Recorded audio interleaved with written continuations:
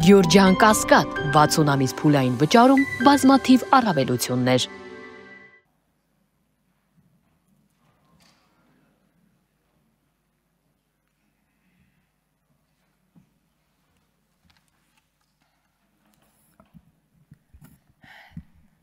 Տիկին Կարապետյան, ինձ հարց եք ուղղել, փորձեմ անդրադառնալ դրան։ Սիրելի հայրենակիցներ, տիկին Մարիա Կարապետյանի նուրբ հոգին ալեկոծվել էր հարցազրույցում հնչեցրած իմ այն պնդումից, որ տիկին Կարապետյանը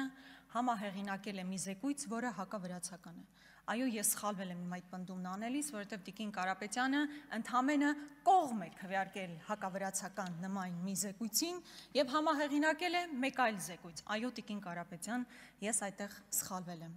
Ցավոք սրտի, այո, սխալվել եմ, բայց իմ այդ սխալը, տիկին Կարապետյան, հազարավոր կյանքեր չի արժեցել, Արցախ չի արժեցել, մեր ազգային ինքնության կործանում չի արժեցել, բայց ձեր նուրբ հոգին կարծես այդտեղ առանձնապես չի ալեկոծվում, ցավոք սրտի։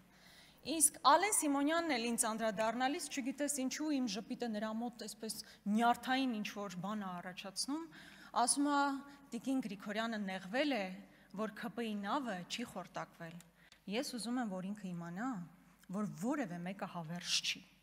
Ձեր նավը խորտակվելու է եւ ես ամեն բան անելու եմ, որ Արցախը կործանածների նավը խորտակվի։ Իմ փոքր մասնակցությունը կունենամ, փոքր մասնակցությունը կանեմ, մեծ մասնակցություն կարողանամ ունենալ, մեծ մասնակցությամբ հանդես կգամ, բայց այն, որ Արցախը կործանածների նավը խորտակվելու է, որևէ վարքյան նույնիսկ կասկած չունենաք, բոլոր իշխանություններն էլ անցողիկ են։ Սիրելի հայրենակիցներ, քանի որ հիմնական թեման բյուջեն է, ես պետք է թվերին անդրադառնամ,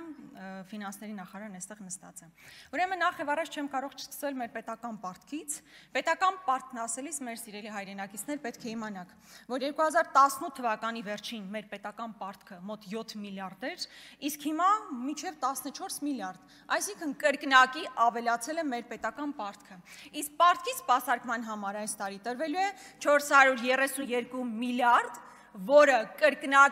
մոտ կրկնակի անգամ մեր առողջապահությանը տրվող գումարի չափով է, այսինքն այնքան գումար, որքան տրվում է առողջապահության ոլորտին, երկու այդքան տրվելու է ընդամենը մեր պարտքը սպասարկելու համար։ Այս այն է, ինչ դուք պետք է իմանաք։ Եվ ամենակարևոր հարցը, լավ, այդքան գումարներ ներգրավել եք, ինչ է ստեղծվել, ինչ հավելյալ արժեք է ստեղծվել մեր երկրում, որ մեր թոռները կարողանան գնահատել այդ արժեքը։ Սովորաբար, երբ այս հարցադրումը հնչեցնում ենք, մարդիկ գալիս ու ասում են, բա գիտեք, դպրոցներ են կառուցել։ Շատ լավ է, որ դպրոցներ եք կառուցել, բայց դուք խոստացել եք 300 դպրոց կառուցել։ 300 դպրոցից ընդամենը 59 դպրոց է կառուցվել, ընդ որում 33-ն է միայն որ նոր դպրոց է։ Մնացած 26-ը ընդամենը վերակառուցվել է դպրոցը։ Ես ուզում եմ ձեզ ասել, որ դուք 8 միլիարդ, գրեթե 8 միլիարդ պարտք ավելացնելով մեր ապագա սերունդների ուսերին մի ռազմավարական նշանակության օբյեկտ չեք կառուցել, ատոմակայան չեք կառուցել, ռազմավարական ստրատեգիական նշանակության ենթակառուցվածք չեք կառուցել, երկաթգիծ, նույնիսկ 1 միլիոն բնակչություն ունեցող Երևանում, որտեղ մարդիկ գրեթե ամեն օր մինչև 2 ժամ խցանումների մեջ կանգնած են։ Այսօր, երբ որ քաղաքական մեծամասնությունը չկարողացավ գալ նիստի, ես վստահ եմ, որ մեծ մասը խցանման մեջ կանգնած եք, ինչպես որ ես։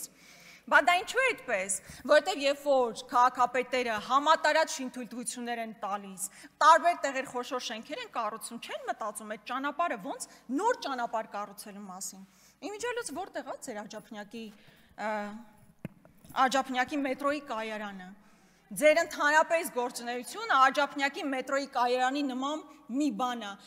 որ խոսում եք տարիներ շարունակ, բայց գոյություն չունի։ Խաղաղությունն է ձեր Աջափնյակի մետրոյի նման մի բան, որ խոսում եք, բայց գոյություն չունի։ Ժողովրդավարությունն է Աջափնյակի մետրոյի նման մի բան, որ խոսում եք, բայց գոյություն չունի։ Մի թունել սարքել եք, նոր ճանապարհ սարքել եք,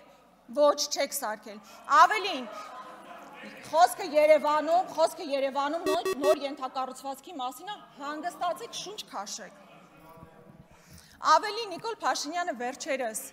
հեծանիվով գնալիս, երբ իր համար հատուկ չէին փակել փողոցները, նոր զգացել է, որ մեր հայրենակիցները խցանման մեջ են հայտնում։ Պատկերացնում եք, մարդ ժամանակին կարմիր լույսի տակ կանգնելը մեծ հերոսություն էր ներկայացնում, ասում եք, տեսեք, նոր Հայաստանում վարչապետը նման ձև պետք է դիրքավորվի։ Հիմա ընդամենը մի անգամ 7 տարի անց ճանապարհները փակելուց հետո հեծանիվով գնալիս հասկացել է, որ մարդիկ ժամեր շարունակ ուղղակի խցանման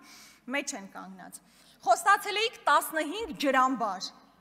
Ձեզ ասեմ, քանի ջրամբար եք կառուցել։ 0 ջրամբար եք կառուցել։ Միակ կառուցած ջրամբարը Վեդի ջրամբարն է, այլ 16 թվականի ծրագիրը սկսել է կառուցվել, միայն ձեր օրոք ավարտվել է, այսինքն 15 ջրամբարից 0 ջրամբար։ Վերջերս Կապսի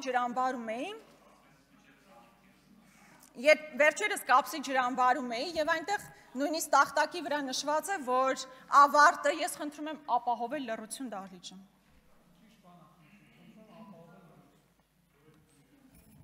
Վերջերս Կապսի ջրամբարում է եւ այնտեղ տախտակի վրա նշված է, որ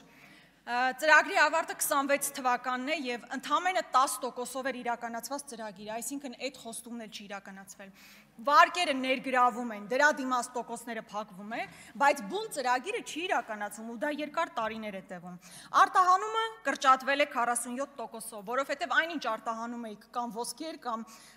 թանկարժեք մետաղներ, որը հասկանում եք աշխարհաքաղաքական ինչպիսի իրողություններով էր պայմանավորված։ Երբ մենք ասում ենք 8 միլիարդ ներգրավել եք, ինչ եք ստեղծել, հենց դրա մասին ենք խոսում, որ այսօր այնպիսի պրոդուկտ չի ստեղծվել, որ ոսկին մնացած արտահանումները հանես, պրոդուկտ լինի արտահանման համար։ Առավոտից երեկո, երբ որ խոսում եք ապաշրջափակման մասին, հենց այն ասում, շատ լավ կլինի, որ ապաշրջափակվի, բայց նաև այդքան պարտք ներգրավելու ֆոնին պրոդուկտ պետք է ստեղծվեր, որ ապագայում արտահանվի։ Ես ուզում եմ նաև թոշակներին անդրադառնալ։ Այս իշխանությունը խոստանում էր, որ մեր թոշակառուների գումարը պետք է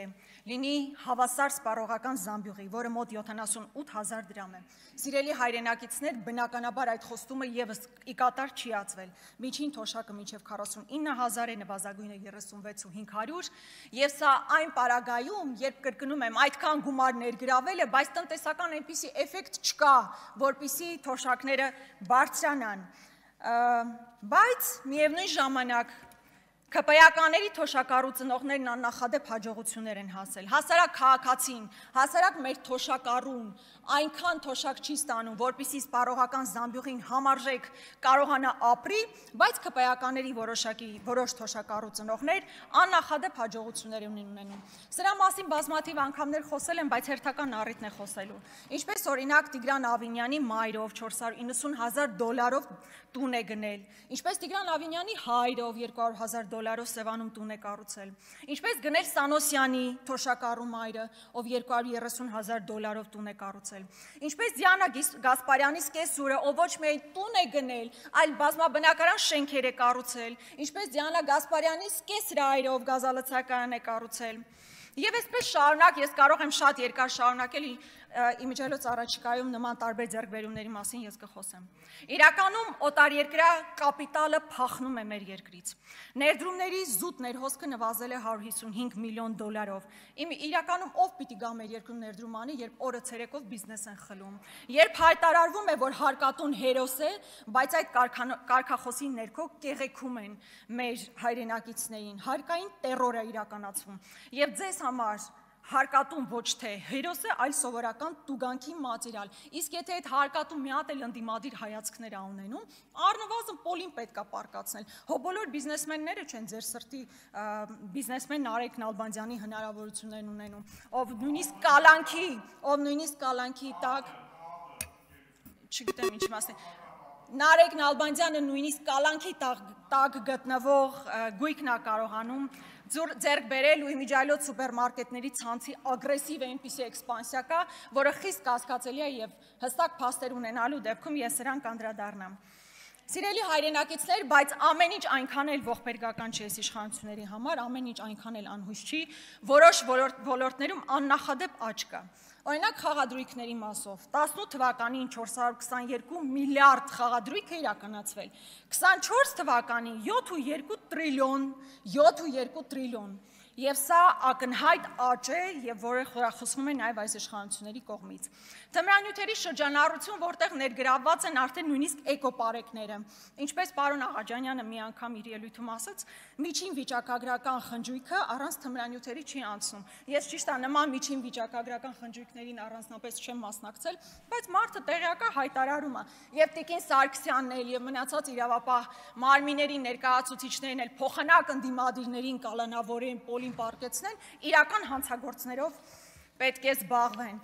Իմ ժամանակն ավարտվում է, բայց բնականաբար այս 7 տարիները եւ արդեն գրեթե 8 տարին հասնող այս տարիները ժողովրդի մեջ ամրագրվելու են որպես Արցախը կորսված տարիներ այս իշխանությունների վարած քաղաքականության արդյունքում, հոգևորականների նկատմամբ իրականացված բեսպրիդելի տարիներ, որտեղ երբ ընդդիմադիր համայնքապետ է ընտրվում կամ Շնորհակալություն Տիկին Գրիգորյան։